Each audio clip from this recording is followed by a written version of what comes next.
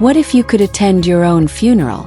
What if you could sit in the shadows, watching the people you loved, your husband, your best friend, your family, reveal their true faces when they think you're gone forever? Would they weep for your soul? Or fight like vultures over your wealth? Welcome to a story so shocking, so heart-wrenching, it'll leave you questioning who you can trust.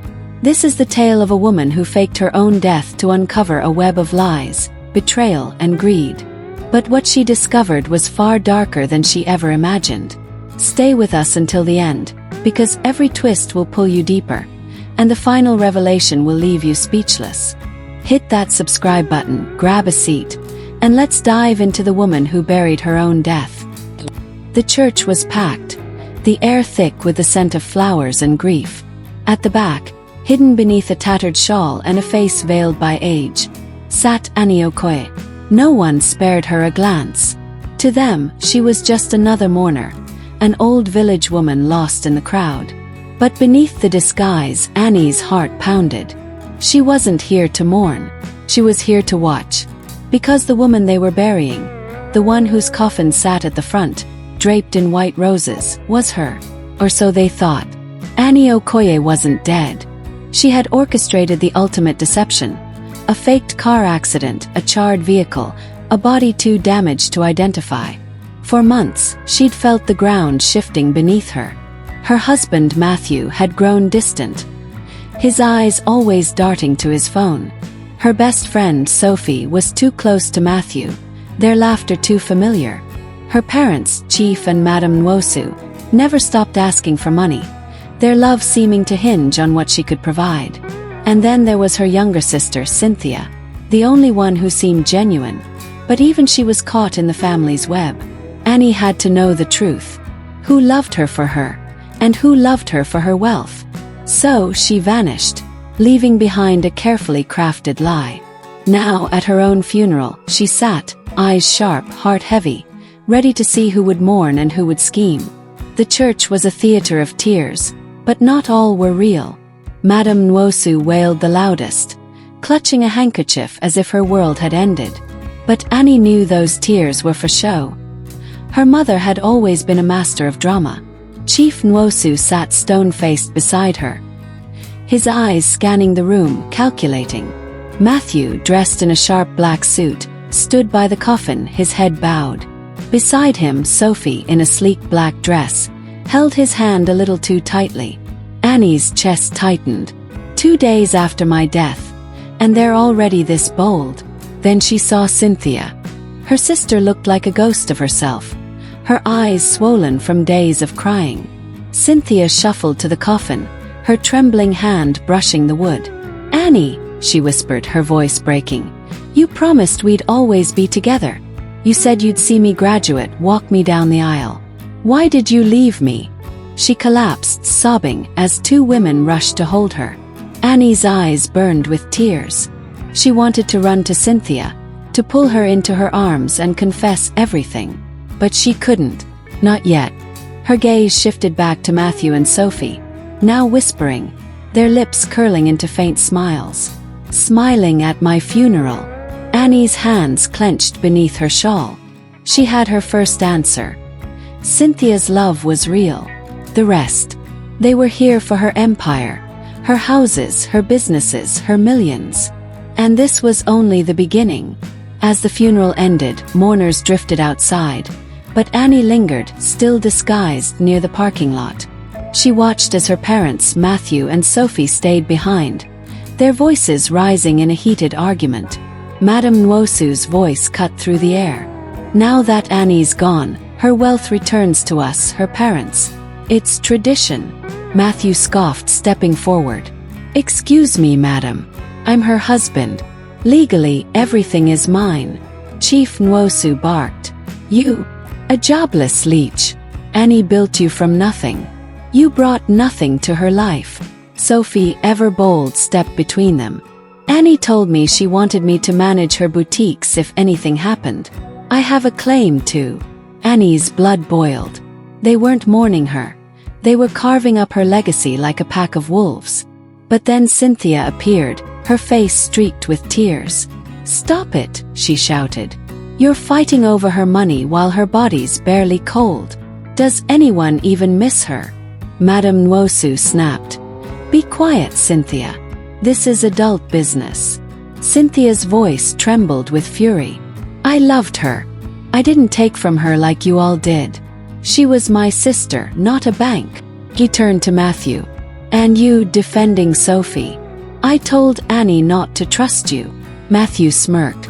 Watch your mouth, little girl. Annie's heart shattered.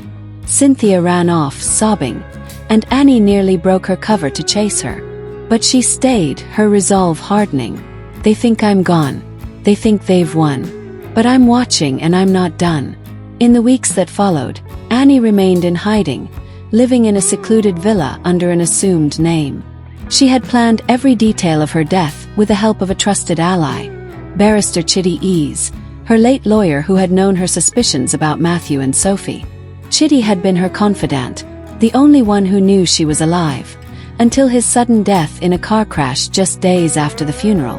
The police called it an accident, but Annie's gut screamed otherwise. Break failure. Too convenient. Meanwhile, Matthew and Sophie were already living like royalty in Annie's mansion. Late at night, they sat in the lavish living room, sipping wine, plotting their next move. It's perfect, Matthew said, his voice low. No more pretending. No more Annie controlling everything. We're free. Sophie leaned closer, her eyes glinting. And rich. The houses, the boutiques, the offshore accounts, it's all ours. We just need to deal with her parents. Matthew nodded, his face darkening. They're a problem. Always whining about tradition. I've already got a guy who can handle things. Sophie's eyes widened. Handle? You mean? Matthew smirked. Scare them first. If they don't back off, they disappear. Simple. Sophie laughed, raising her glass. To us. To freedom. But their celebration was premature. Across town, Cynthia was unraveling. She sat in her boyfriend Toby's small apartment, clutching a photo of Annie. She warned me, Cynthia whispered. She said people were changing. I told her Sophie was trouble, but she didn't listen. Toby held her close. We'll find the truth, Cynthia. For Annie. Cynthia nodded, her eyes fierce. I won't let them destroy her legacy. I don't care about the money. I just want justice. Barrister Chitty's death wasn't the end. It was the beginning of a new storm. His son, Barrister Kemi Ease, a brilliant and relentless lawyer, took over his father's practice. Kemi was everything his father had been, sharp, principled and fearless, but younger, hungrier, and with a personal stake. His father had told him about Annie's case, hinting at something bigger, something dangerous. Now, with Chitty gone, Kemi was determined to uncover the truth. Kemi sat in his father's office, poring over the Amanda Okoye file. A mechanic's report caught his eye. The brake lines on his father's car had been cut. This was no accident, it was murder. Kemi's jaw tightened. He called the police, submitting the evidence quietly. The investigation was now active, but he kept it under wraps. He had a hunch who was behind it, and he wasn't about to let them slip away. Late that night, Kemi's phone rang. An unknown number. He answered, wary. Hello. Calm, steady voice spoke. Good evening, Barrister Kemi.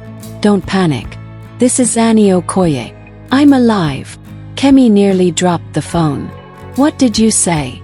I'm alive, the voice repeated. I need to see you. Don't tell anyone. I'm sending an address. The call ended abruptly. A text arrived with an address, a gated estate on the city's outskirts. Kemi grabbed his keys, his mind racing. Was this a trap? A prank? Or was the woman the world buried really alive? He had to find out. Kemi arrived at the address, a stunning villa hidden behind high walls. The gate opened silently, and there she was, Annie Okoye, alive, radiant and resolute. Her disguise was gone, her eyes burning with purpose. You're real, Kemi said, stunned. Very real, Annie replied, ushering him inside. Over the next hour she told him everything. Her suspicions, her fake death, the betrayal she witnessed at her funeral. "Your father was my friend," she said, her voice cracking. "He knew I was alive. I believe Matthew had him killed to silence him." Kemi nodded, his own grief rising. "The brake lines were cut. I'm working with the police. We're building a case, but we need more." Annie leaned forward. "I'm tired of hiding. I want to come back, but not yet. I want the truth to expose itself. I want them to think they've won, until they lose everything." Kemi studied her. "You're stronger than anyone I've ever met. I'll protect your secret. When you're ready, I'll be by your side." Annie smiled faintly. Soon. Very soon. As Annie and Kemi planned, Matthew's paranoia grew. He felt eyes on him everywhere. At the market, in his car, even in his dreams. "Someone's watching me," he told Sophie, his voice trembling. "I think it's the new lawyer. Or Annie's parents. We need to leave town." Sophie scoffed. "Run. Now. We're so close to getting everything. Don't be weak, Matthew." But Matthew wasn't convinced. He hired a private investigator to dig into Kemi, only to uncover something chilling. Kemi wasn't just a lawyer. He had connections to a powerful anti-corruption agency, and he was quietly gathering evidence against Matthew. Worse, the investigator found rumors that Annie might still be alive. Matthew laughed it off, but fear gnawed at him. What if she's not dead? What if she knows everything? Meanwhile, Annie's parents underwent a transformation. Guilt consumed them after their visit to her grave. They sought out Cynthia, begging forgiveness. "We were wrong," Madame Nwosu admitted, tears streaming. "We chased money instead of mourning our daughter." Cynthia, softened by their sincerity, forgave them. Together, they vowed to honor Annie's memory, not her wealth. But when Cynthia mentioned the upcoming will reading, a spark of hope flickered. Maybe Annie had left a final message, a way to guide them. 5 days before the will reading, Matthew received a call from his investor, a shady fixer who promised to push the property transfers through. "It's done," the man said. "The lawyer's out of the way, and the papers are moving. You'll have everything by next week." Matthew grinned, relief washing over him. "Good. Me and Sophie are out of here as soon as it's official. Paris, Dubai, the world." But what Matthew didn't know was that the investor was a plant, working for Kemi. Every call, every meeting was recorded. The net was tightening, and Matthew was walking right into it. The day of the will reading arrived. Annie's mansion was a fortress of tension. Her parents and Cynthia sat quietly, their faces heavy with emotion. Kemi stood at the front, his briefcase open, papers neatly arranged. Matthew and Sophie strutted in, exuding confidence. Matthew whispered to Sophie, "This is it. We've won." Kemi cleared his throat. "We are here to read the last will and testament of Annie Okoye. But before we begin, there's been a development." The front door creaked open. All heads turned. Annie stepped into the room, dressed in a flowing white gown, her presence commanding. Gasps echoed. Cynthia screamed, tears spilling. Madame Nwosu collapsed into her husband's arms. Matthew froze, his face pale as death. Sophie backed away, clutching her purse like a shield. "I'm not dead," Annie said, her voice cutting through the silence. "But today I'm burying something else. Lies, greed, and betrayal." Matthew stammered. "Annie, how we buried you." Annie's eyes locked onto his. "You buried a lie. And I watched you all. I saw you hold Sophie's hand at my funeral. I heard you plan to steal my life's work. I know everything." He turned to Sophie. "You called me your sister while you slept with my husband. You smiled at my coffin, plotting to take my place. Shame will follow you forever." Sophie fell to her knees, sobbing. "Annie, I'm sorry. I didn't mean."